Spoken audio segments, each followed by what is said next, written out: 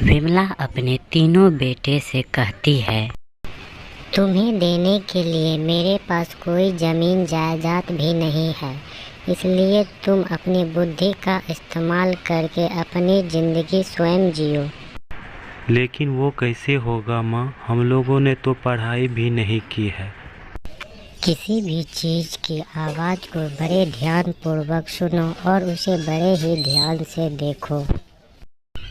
कुछ समय बीतने के बाद विमला का देहांत हो गया।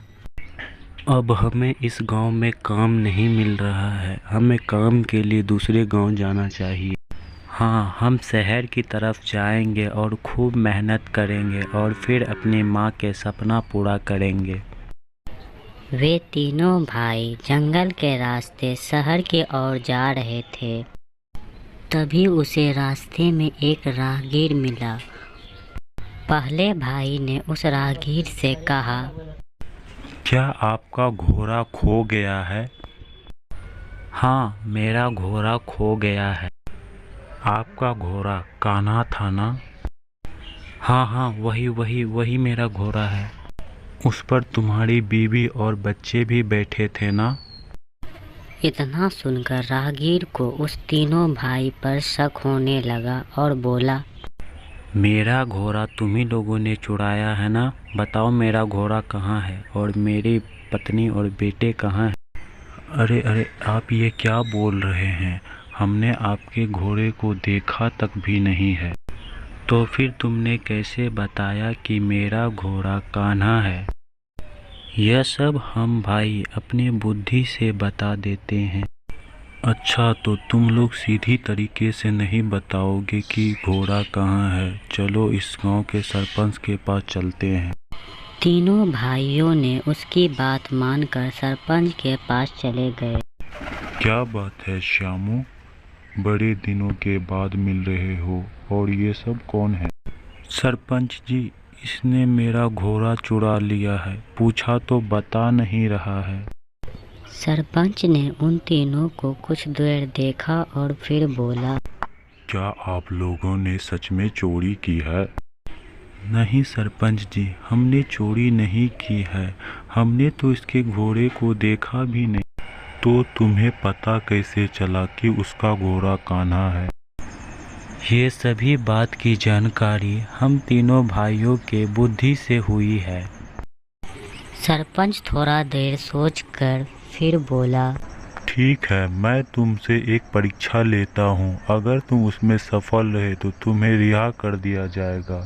सरपंच ने सभी के सामने एक डिब्बे को रखा और बोला, बताओ इस डिब्बे में क्या है?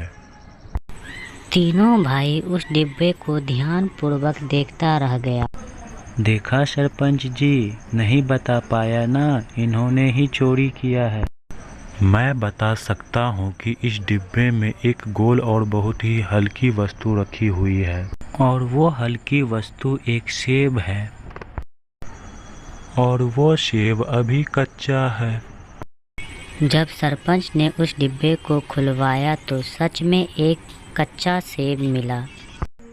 सरपंच ये सब देखकर हक्का बक्का रह गया और बोला, अरे श्यामू, इन्होंने तुम्हारा घोड़ा नहीं चोरी किया है। तुम इनके बताए रास्ते पे जाओ।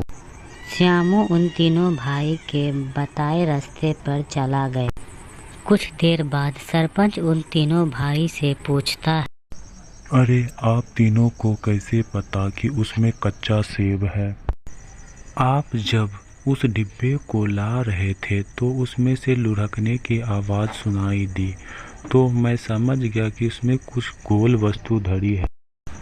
आपके घर के पीछे सेब के ही पेड़ हैं और सारे सेब हरे थे, इसलिए वे फल कच्चे थे। सरपंच समझ गया कि तीनों भाई का दिमाग काफी तेज है। और तुम्हें ये कैसे पता चला कि उसका घोड़ा कान्हा है और वह उल्टी दिशा में जा रहा है? मैंने देखा कि घोड़े के पैरों का निशान उस आदमी के विपरीत दिशा में जा रहा था। वहीं पर एक साइड का घास चरा हुआ था और दूसरे साइड का घास वैसे का वैसा ही था। इससे मैंने अंदाज़ा लगाया कि घोड़ा कान्हा है। उस घोड़े के पाँव के निशान के साथ साथ एक महिला और एक बच्चे का निशान भी था। सरपंच तीनों भाई का तर्क देखकर बेहद खुश हुआ और उसे अपने पास नौकरी पर रख लिया।